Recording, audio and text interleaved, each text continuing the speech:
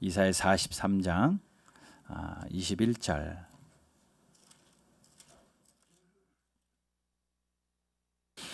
우리 한 절 말씀이니까요. 우리 힘차게 함께 한 목소리로 같이 봉독합시다. 이사야 43장 21절입니다. 같이 있습니다. 시작.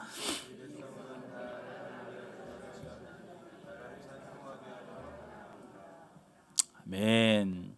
이 백성은 내가 나를 위하여 지었나니 나를 찬송하게 하려 함이니라. 올해 2023년 우리가 좀 목표를 가지고 사역하려고 하는 것이요, 바로 예배입니다. 우리 바른교회는 스마트 핵심 가치를 가지고, 스마트 여기 써 있는 것처럼 5가지 사역을 우리가 다 해야 되지만, 물론 다 할 겁니다. 매년 모든 사역을 다 감당해야 되겠지만, 그래도 한 가지 조금 더 포커스를 가지고 중점적으로 사역하자라고 해서 하나씩 하게 되는데, 이제 한 바퀴 다 돌고 이제 다시 처음 S로 왔습니다. Spiritual Worshiping Church, 영으로 예배하는 교회.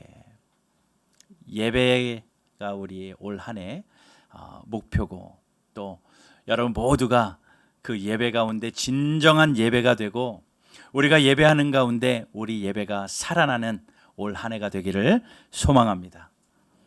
여러분, 예배가 뭐라고 생각하세요?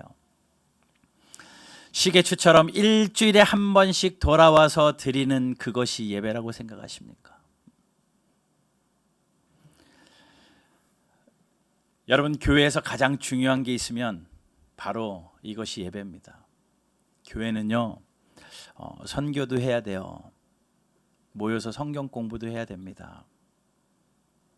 또 구제도 해야 돼요.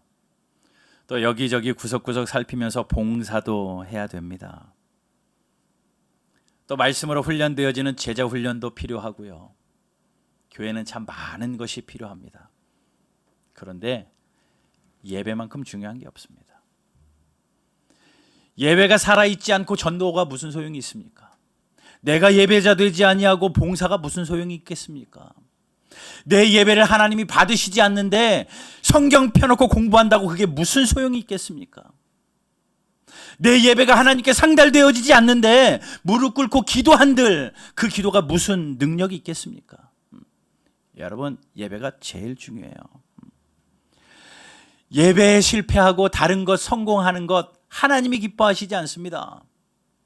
예배하지 않고 선교하는 것 하나님이 기뻐하시지 않고요. 예배하지 않고 모여서 친교하는 것 하나님이 기뻐하시지 않고요. 예배하지 않고 사람 많이 모여가지고 우리의 새가 이 정도 되었습니다, 봉사하고 구제하는 것 하나님이 기뻐하시지 않아요. 하나님이 기뻐하시는 건요, 다른 건 못해도 한 사람 한 사람이 심령이 가난해져서 하나님이 내 삶의 전부입니다라고 바짝 엎드러져서 하나님 앞에 예배하는 그 예배, 그 예배자를 하나님이 찾으신다라는 거예요.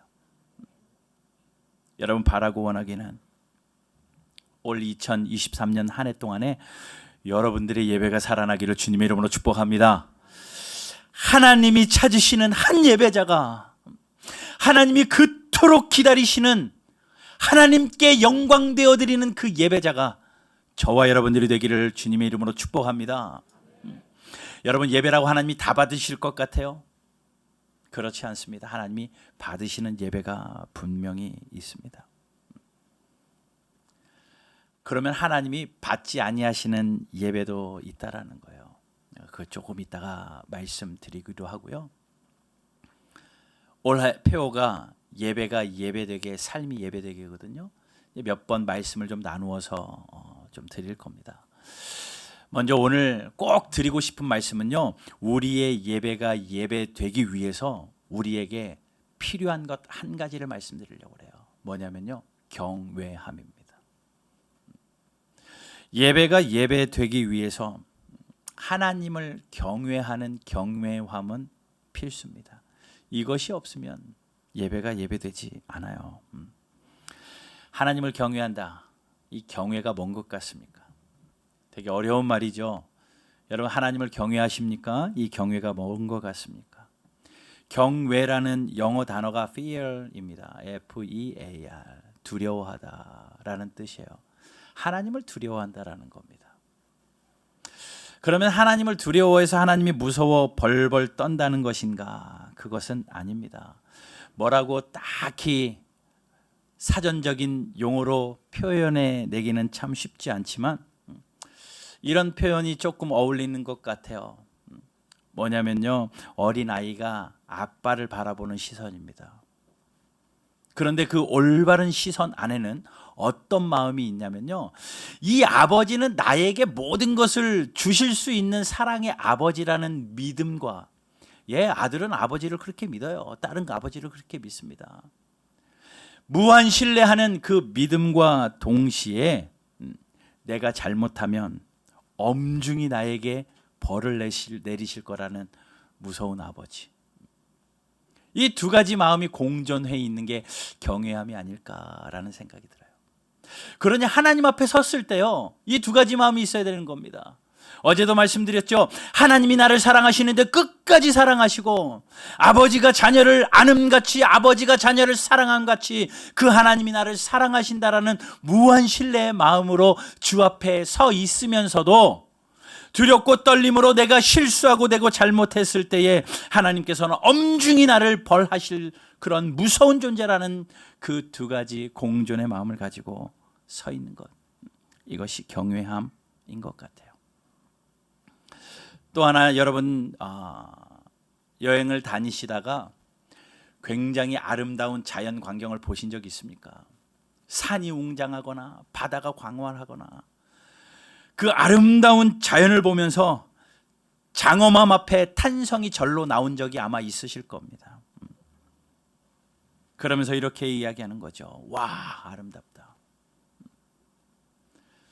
인간이 만들 수 없고 인간이 형용할 수 없는 그 장엄함 앞에서, 그 장엄함에 압도되어져서 감격과 탄성을 내지르는 것, 그것이 바로 경외함이에요.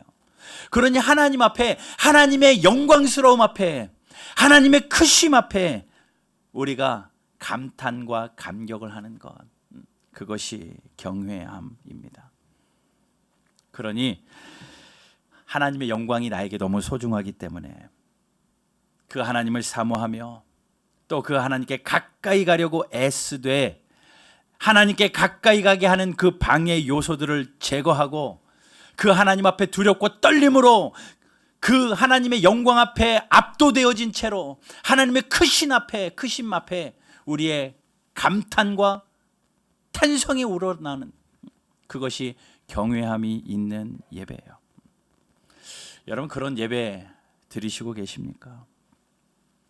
그런 경외함으로 우리가 예배를 드리는 것은요, 기준이 나에게 있진 않습니다. 경외함의 기준은 하나님이 가지고 계셔요. 하나님이 경외함을 가지고 이는 참 경외함으로 내 앞에 서 있다라고 인정하시기도 하고요, 하나님이 아무리 우리가 그렇게 서 있다고 해도 하나님이 너는 경외하지 않아 라고 하나님이 받지 않으시는 경우도 있다라는 겁니다.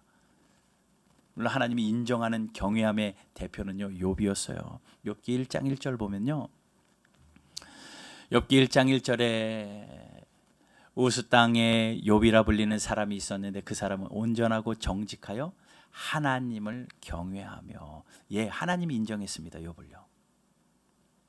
욥의 예배는 우리가 잘 알고 있죠. 하나님이 인정하는 사람, 경외롭다라고 하나님이 인정하는 사람이 욥이었어요. 또 성경에 또 하나님이 인정하는 경외함이 있는 사람이 있었는데 느헤미야 7장 2절이에요. 한번 같이 읽어볼까요? 7장 2절 시작.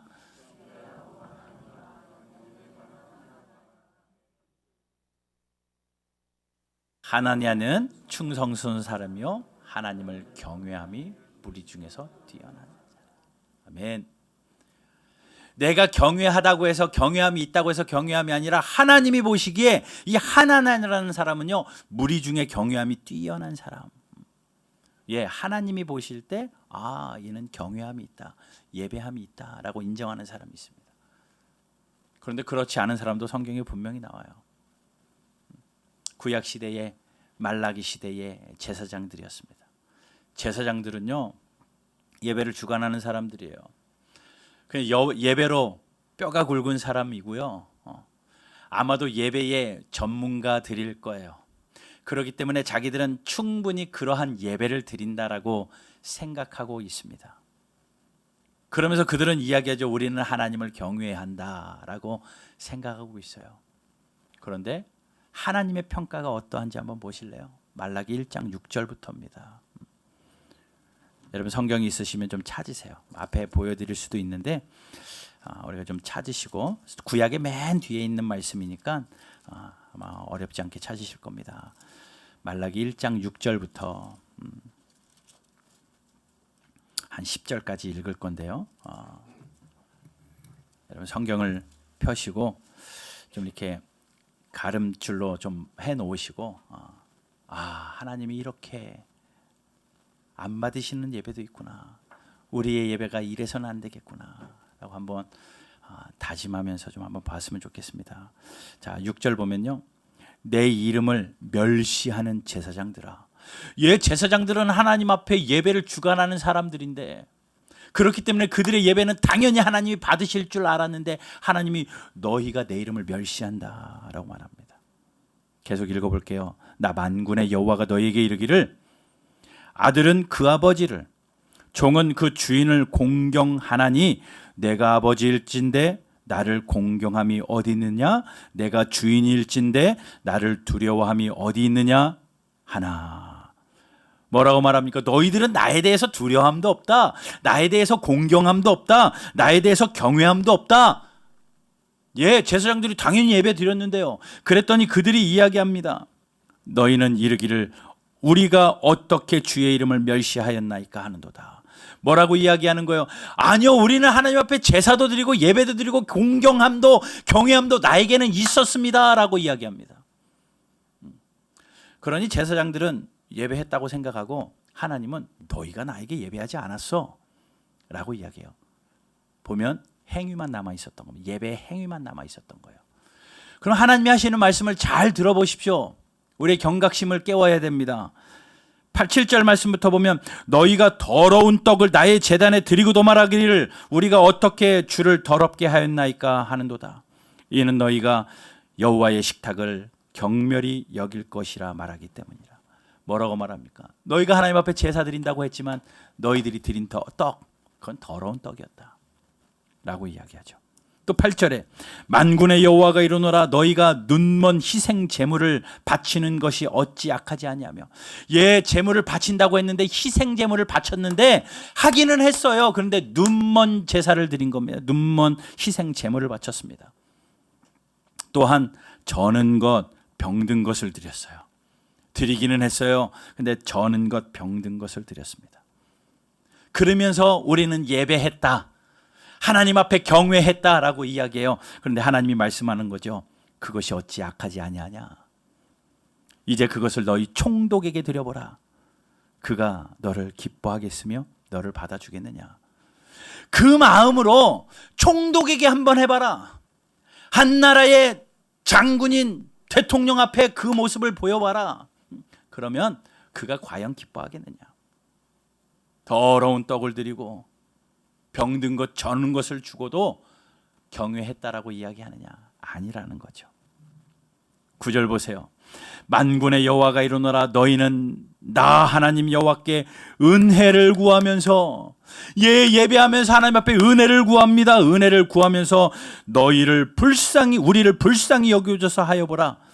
너희가 이같이 행하였으니 내가 너희 중 하나인들 받겠느냐. 뭐라고요?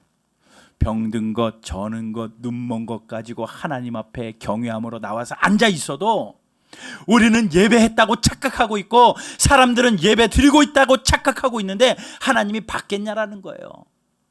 그렇게 예배하면서 하나님 우리를 불쌍히 여겨주십시오, 하나님 우리에게 은혜를 주십시오라고 한들 하나님이 하나인들 받겠느냐? 안 받으시겠다라는 이야기입니다. 충격적인 이야기입니다. 10절 보세요. 만군의 여호와가 이르노라 너희가 내 제단 위에 헛되이 불사르지 못하게 하기 위하여 너희 중에 성전 문을 닫을 자가 있었으면 좋겠다. 내가 너희를 기뻐하지 아니하며 너희가 손으로 드리는 것을 받지도 아니하리라. 뭐라고 말씀하세요? 헛되게 저는 것, 병든 것, 눈먼 제사, 그러한 제사를 드리는 그 행위를 하나님이 가증히 여기셔서 차라리 너희 중에 성전문 닫을 사람이 있으면 좋겠다. 예배 드리지 못하도록, 제사 드리지 못하도록 성전문을 닫을 사람이 있었으면 차라리 좋겠다 라고 하나님이 말씀하시면서 너희가 손으로 드리는 그것을 내가 받지 않겠다. 예, 그러니 경외함은요, 우리의 수준이 아니라 하나님의 수준대로 올려드려야 돼요. 자, 우리의 예배를 한번 생각해 봅시다. 여러분들의 예배는 어때요? 정말 이 경외함으로, 하나님 앞에 두렵고 떨림으로, 하나님의 그 크심 앞에서 감성, 감탄과 감동 가운데 바짝 엎드려져서 하나님을 신뢰함과 하나님을 두려워함으로 하나님 앞에 서서 예배하십니까? 아니면 오늘 질책받는 것처럼 그 제사장들처럼, 구약의 그 말라기 시대의 제사장들처럼 병든 것, 저는 것, 눈먼 것을 드리고도 나 예배했습니다 라고 착각하고 있습니까? 예나 지금이나 사람들은요, 자기의 행동에 중심을 둡니다. 예배 드렸냐 라고 이야기하면요, 우리는 대번에 일주일에 한 번 11시에 와서 앉았다가 가는 것을 나는 예배 드렸다라고 이야기합니다. 이게 우리의 착각이라는 거죠. 하나님이 받으셔야 예배해요.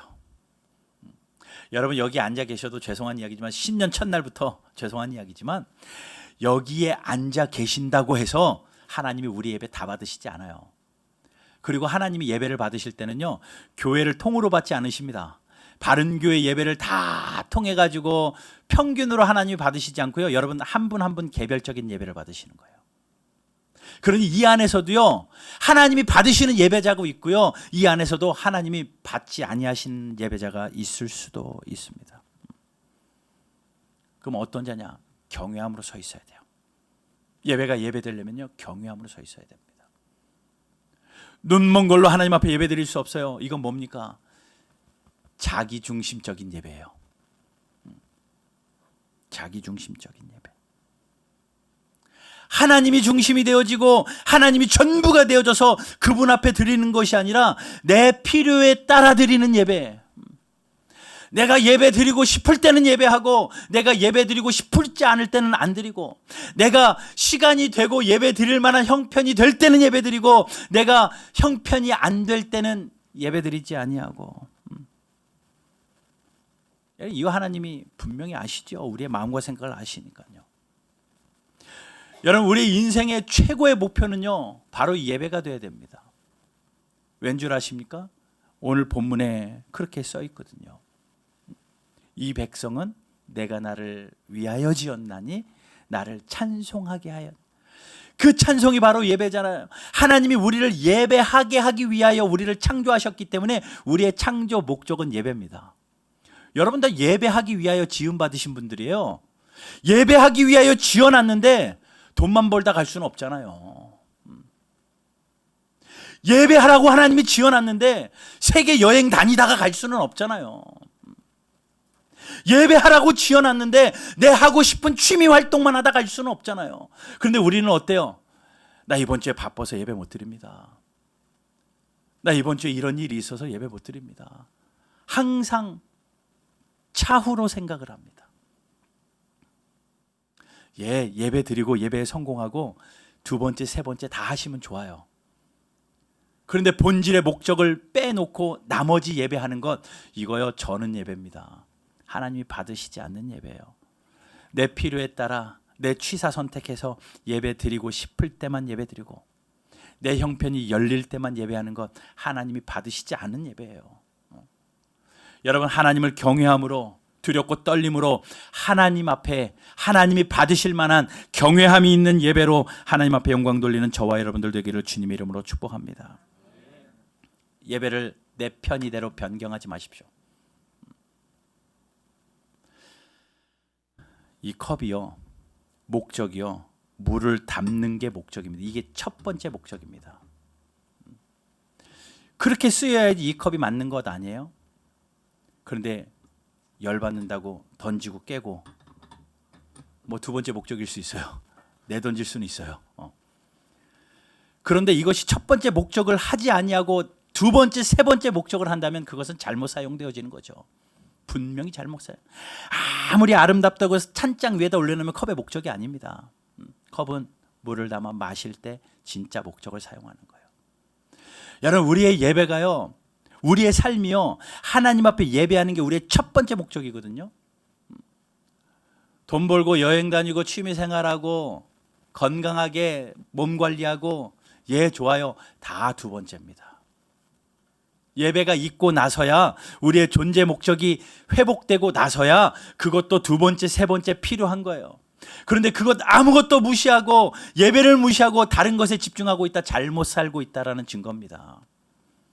여러분, 올 한 해 예배가 혹시 밀려졌다면 앞으로 당겨서 우리의 첫 번째 목적으로 예배를 삼고 예배에 목숨 걸 수 있는 저와 여러분들 되시기를 주님의 이름으로 축복합니다. 다른 것은 둘째 치고라도 주일 대예배, 우리 공예배로 52주예요. 52번 예배 드리게 됩니다. 이것이 우리의 인생의 목표라고 생각하시고, 하나님이 받으실 만한, 하나님이 경외하는 예배 드리기를 주님의 이름으로 축복합니다. 그러면 예배를 사모하셔야죠. 예배를 준비하셔야죠. 적당히 와서 때우고 갈 수는 없잖아요. 예배를 사모하고 예배를 준비하기 때문에 정성껏 예배하기 위하여 예물도 준비할 것이고, 우리의 온 매무새도 준비할 것이고, 예배도 시간 맞춰 올 거예요. 예배가 11시에 시작인데 헐레벌떡 오지 아니하고 10분 20분 전에는 와서 경외함으로, 하나님, 내가 경외함으로 하나님을 만나러 왔습니다. 그 예배를 하나님이 받으시지, 적당히 바쁘게 뛰어와가지고 11시가 훌떡 지난 시간에 하나님 앞에 서 있으면 하나님이 그 예배 받으시겠냐고요. 예배하는 한 시간에도 하나님 앞에 두렵고 떨림으로 서 있어야 되는데 핸드폰 보고 있는데 하나님이 그 예배 받으시겠냐고요. 하나님 앞에 정성껏 무릎으로 예배해야 되는데 왔다 갔다 하는데 하나님이 그 예배 받으시겠냐고요. 안 받으셔요. 분명히 말씀하시잖아요. 너희가 저는 것을 드리고도 내가 받았다고 착각하냐? 너희가 병든 것을 드리고도 받았다고 착각하냐? 눈먼 것을 드리고도 받았다고 착각하냐? 너희가 은혜 달라고, 불쌍히 여겨달라고 이야기해봐라. 내가 듣지도 않고 받지도 아니하겠다. 여러분, 그래서는 안 되잖아요. 그래서는 교회의 존재 이유가 그거고, 저와 여러분들의 삶의 존재 이유가 그건데, 여러분, 올 한 해 예배가 예배되는 주의 백성들 되기를 주님의 이름으로 축복합니다. 교회가 성도들의 예배를 망치기는 했어요. 성도들의 입맛에 맞춰서 교회가 예배를 자꾸 변형시켰습니다. 그러다 보니까 점점 편의에 빠져가지고, 언제부터 우리가 온라인 예배가 있었습니까? 모든 예배들이 다 편의에 맞추다 보니까, 아마 서구 영향인 것 같아요. 고객이 오케이 할 때까지 성도 입맛에 맞추어서 자꾸 예배가 변형되다 보니까 하나님 중심인 그 예배가 자꾸 나 중심이 됩니다. 내가 편해야 되고, 내가 할 만해야 되고, 내가 드려야 될 만하니까. 그래, 여러분, 내 생각과 내 틀을 벗어버리고 하나님이 받으실 만한 예배 드리시기를 주님의 이름으로 축복합니다. 잘 모를 것 같죠? 여러분들의 신한 양심은 알고 있어요. 아, 내가 이렇게 예배해서는 안 되겠다, 그런 양심의 찔림이 있는 분들이 있을 겁니다. 하나님이 그 양심을 올려주실 때에 여러분, 예배가 살아나야 돼요. 적당히 한번 왔다가 찍고 가는 그 예배가 아니라, 이 예배 한 시간을 통하여 내 삶 전체를 하나님 앞에 맡기고, 하나님 앞에 두렵고 떨림으로 있어서 하나님의 그 사랑과 그 크심 앞에 감동하며 감탄하며 하나님만 높여드리는 그 예배, 그 예배가 저와 여러분들의 예배가 되기를 주님의 이름으로 축복합니다. 누가복음 18장에 보게 되면 바리새인들은 자기들은 거룩한 예배를 드렸다고 생각합니다. 하나님, 우리는 10의 1조도 드렸고요, 구제도 했고요, 또 이렇게 하루에 5번씩 기도도 했고요, 우리의 예배를 받으시니 감사합니다. 그런데 하나님이 그들의 예배를 받지 않으시고 눈도 보지 않아요. 그런데 그 옆에 한 세리, 모든 사람들이 손가락질하고 모든 사람들이 아니라고 하는 그 세리는요, 땅바닥에 바짝 엎드려서 주여, 나를 불쌍히 여겨주십시오. 내가 죄인입니다.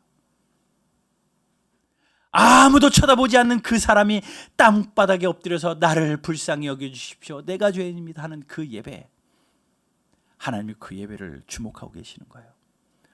화려하게 두 손 들고 화려하게 많은 것을 하나님께 드리면서 남들이 보기에는 이것이 화려한 것 같지만 아무것도 없어도 땅바닥에 엎드려서 하나님, 내가 죄인입니다, 나를 불쌍히 여겨주십시오 라고 무릎 꿇고 기도하는 그 예배, 하나님이 주목하고 계시더라는 거예요. 누가복음 18장 14절 한번 보세요. 자, 제가 한번 읽어볼게요. 내가 너희에게 이르노니 이에 저 바리새인이 아니고 이 사람 누굽니까? 셀입니다. 이 사람이 의롭다 하심을 받고 그의 집으로 내려갔느니라. 그러니 하나님이 뭐라고 말씀하십니까? 무릇 자기를 높이는 자는 낮아지게 되고 자기를 낮추는 자는 높아지리라. 바리새인들은 자기를 한껏 높이죠. 내가 11조를 얼마를 했는데요, 내가 봉사를 얼마를 했는데요, 내가 기도를 몇 시간을 했는데요.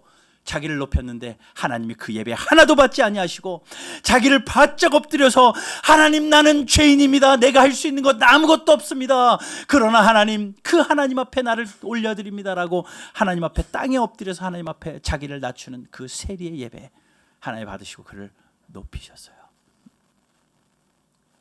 여러분, 남들이 인정하는 예배가 아니라, 옆 사람이 인정하는 예배가 아니라, 누구 사람이 봐주는 예배가 아니라, 하나님이 보시는 예배는 나의 심령을 토로하고 하나님 앞에 바짝 엎드려서 하나님이 나의 전부입니다, 하나님 계시지 않으면 안 됩니다 라고 눈물로 불쌍히 여겨달라고 무릎 꿇는 예배, 그 예배를 하나님이 받으시는 줄로 믿습니다. 여러분, 그 예배 올 한 해 우리에게 회복돼야 돼요. 한 번에 되지 않을 겁니다. 그러나 그렇게 계속 연습해야 돼요. 왠 줄 아십니까? 예배가 연습돼야 돼요. 우리가 죽어 천국에 가면요, 천국에서 필요한 건요, 우리가 교회에서 했던 모든 행위 중에 천국에서 필요한 건요, 이 예배밖에 없어요. 전도요? 천국에서 무슨 전도가 필요해요? 천국에는 다 예수 믿는 사람들인데 전도 안 해도 돼요, 천국에서는요. 선교요? 다 하나님을 믿는 자들이 천국에 와 있는데 필요가 없습니다. 성경 공부요? 말씀이신 예수님이 앞에 있는데 무슨 성경 공부가 필요하고, 거기서는 유일하게 우리가 이 땅에서 하던 것 중에서 여전히 이어서 할 수 있는 것은 하나님을 영영이 높이는, 세세토록 영광스럽게 하는 그 예배만이 천국의 천상의 예배예요. 그러니 그곳에서 아름다운 예배 드리려면요, 우리가 이 땅에서 그 예배 연습도 해야 되고, 예배를 위하여 나를 포기하기도 해야 되고, 내 욕심을 내려놓기도 하고. 그러니 여러분, 올 한 해 절대 다른 것하고 예배 바꾸지 마십시오. 예배 바꾸지 마세요. 예전에 이런 분을 한 번 봤습니다. 아유, 목사님, 제가 바빠서 예배는 못 가는데 11조는 드리겠습니다. 아유, 목사님, 제가 바빠서 예배는 못 가는데 어떻게든 휴가랑 좀 맞춰가지고 요번에 단기 선교는 함께 한번 가보겠습니다. 하나님이 받으실 것 같아요? 하나님이 안 받으시죠. 예배가 살아있고서야 다른 것도 가능한 겁니다.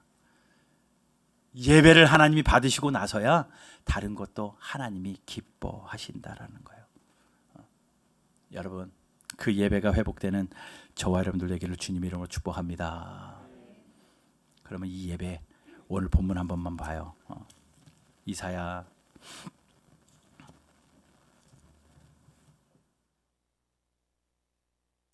43장 21절. 하나님 우리를 지으신 목적이 그렇다라고 말씀하셨습니다. 이 백성은 내가 나를 위하여 지었나니 나를 찬송하게 하려 함이라. 이 말씀을 가만히 보면요, 하나님이 우리로 하여금 찬송하라고 하시네. 부담스러울 수, 나를 찬송하라고 지었대. 부담스럽다.